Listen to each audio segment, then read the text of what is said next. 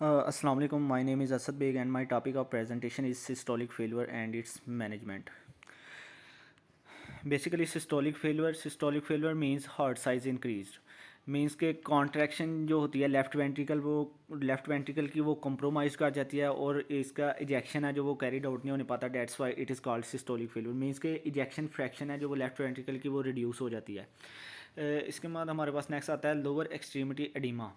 Lower extremity oedema में ये होता है कि वो ब्लड जो कि इन्फीरियर वेना की वजह से राइट एट्रियम में जाना होता है वो नहीं जा पाता, क्योंकि राइट एट्रियम में पहले ही कंजेशन की वजह से ब्लड मौजूद होता है और हार्ट फेलियर वो ब्लड को अयोर्टा में पास नहीं होने देता। डेट्स वाई द ब्लड रिवर्सिस, वहाँ से ब्लड रिवर्स कर जाता है और comes into the portal circulation and goes into the leg peripheral circulation, जिसकी वजह से हमारे पास लोअर एक्सट्रीमिटी एडिमा आता है। नेक्स्ट हमारे पास आ जाता है apical impulse. Basically apical impulse को हम फील कर सकते हैं एपेक्स ऑफ हार्ट जो कि present of fifth intercostal space में होता है। एपिकल इम्पल्स को हम 2 centimetre lateral to mid clavicular line observe करते हैं, लेकिन due to congestive heart failure it goes into the sixth intercostal space. Next हमारे पास आ गया interstitial oedema. Interstitial oedema fluid engorgement हो जाती है पेरिवास्कुलर स्पेस की, एल्वियोलर वॉल्स की। बेसिकली इंटरस्टिशियल एडिमा में जो हमारे पास पल्मोनरी आर्टरी है उसमें ब्लड की कंजेशन हो जाती है और वो ब्लड है जो वो एल्वियोलाई में आना शुरू हो जाता है। एल्वियोलाई में बेसिकली गैसेस एक्सचेंज होने पाती है हो रही होती है और ब्लड आने की वजह से जो गैसेस एक्सचेंज है वो रुक जाती है और पेशेंट को ज़्यादा से ज़्यादा कफ होता है और जिसकी वजह से उसे स्पूटम भी आता है जो कि मिक्सड विद ब्लड होता है। इसके बाद हमारे पास आ जाता है etiology cardiac causes.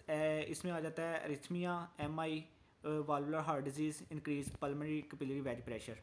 Pulmonary capillary wedge pressure basically capillary में प्रेशर इंक्रीज कर जाता है ड्यू टू कंजेशन, ब्लड की कंजेशन की वजह से, and it can also be measurable.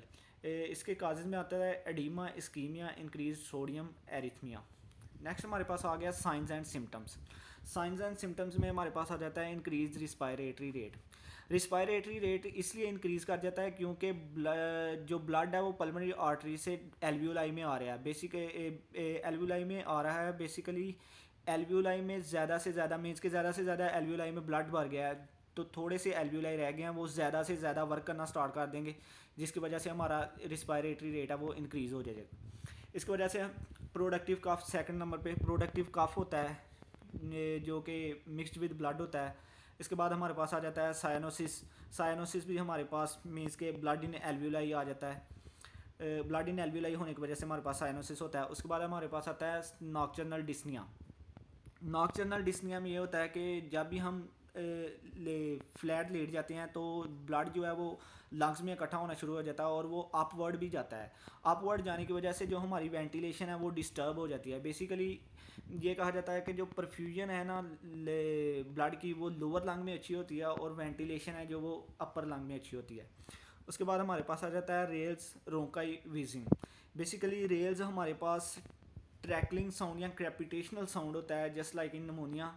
रोंकाई हमारे पास बबलिंग साउंड होता है और वीजिंग हमारे पास हाई पिच्ड साउंड होता है जो कि एस्थमा या समटाइम सीओपीडी में भी मिल जाता है। नेक्स्ट हमारे पास आ गया chest X-ray findings. Chest X-ray findings में हमारे पास आ जाता है प्रोमिनेंट पल्मोनरी वेसल्स आती हैं क्योंकि उनमें ब्लड की कंजेशन हो गई होती है। आगे हमारे पास आ जाता है enlarge cardiac silhouette. Enlarge cardiac silhouette means enlarge cardiac shadow जो कि टोटल ट्रांसथोरेसिक डायमीटर का लेस देन 50% होता है। नेक्स्ट हमारे पास आ जाता है करली बी लाइंस। करली बी लाइंस बेसिकली हमारे पास हॉरिजेंटल लाइंस होती हैं at the base of lungs because of fluid interlobular septa. करली बी लाइंस में जो फ्लूड है वो लॉब्यूल्स में इकट्ठा होता है, लेकिन एफ्यूजन्स में जो फ्लूड है वो लोब्स में इकट्ठा होता है। नेक्स्ट हमारे पास आ जाता है arterial blood gases.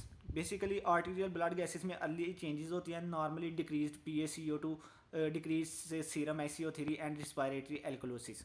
Decrease PaCO2 इस वजह से होता है क्योंकि हमारा जो रिस्पायरेटरी रेट है वो इंक्रीज़ हुआ होता है। हमारे पास इनहेल करने का टाइम है जो वो कम हो जाता है और एक्सहेल करने का टाइम ज़्यादा हो जाता है, जिसकी वजह से हमारे पास रिस्पायरेटरी एल्कोलोसिस भी आता है।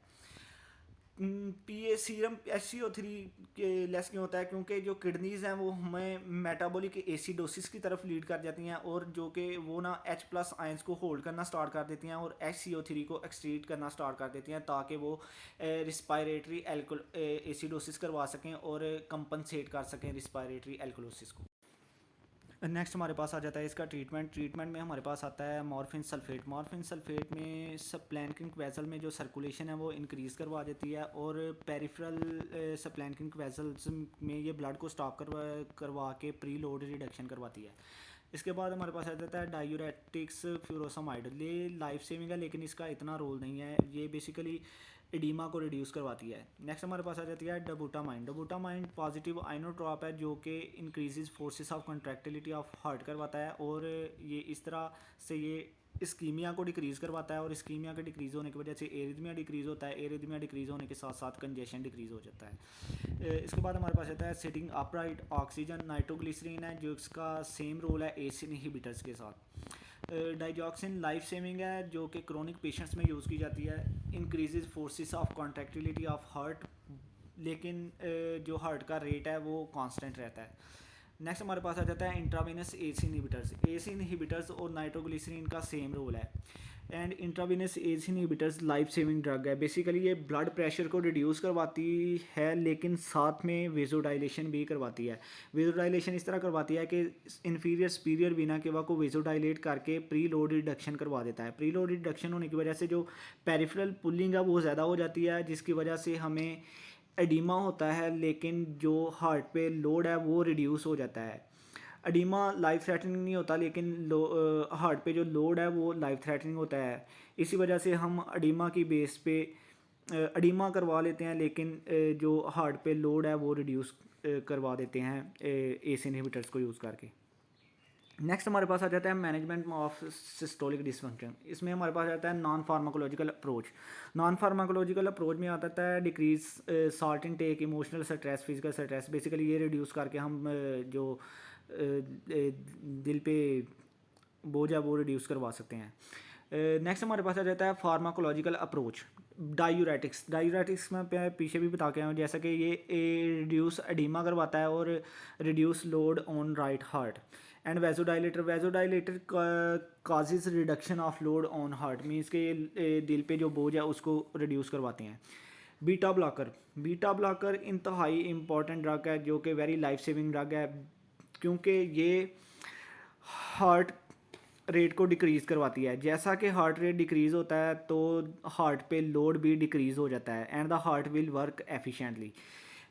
And the heart will work efficiently because when the rate reduced, क्योंकि जब हार्ट रेट रिड्यूस करता है तो डायस्टोलिक टाइम पीरियड इंक्रीज़ हो जाता है, और क्रोनरी आर्टरीज़ को इतना टाइम मिल जाता है कि वो खुद को ब्लड के साथ फिलअप कर सकें और फिर वो ब्लड को एयोर्टा में से पास कर सकें।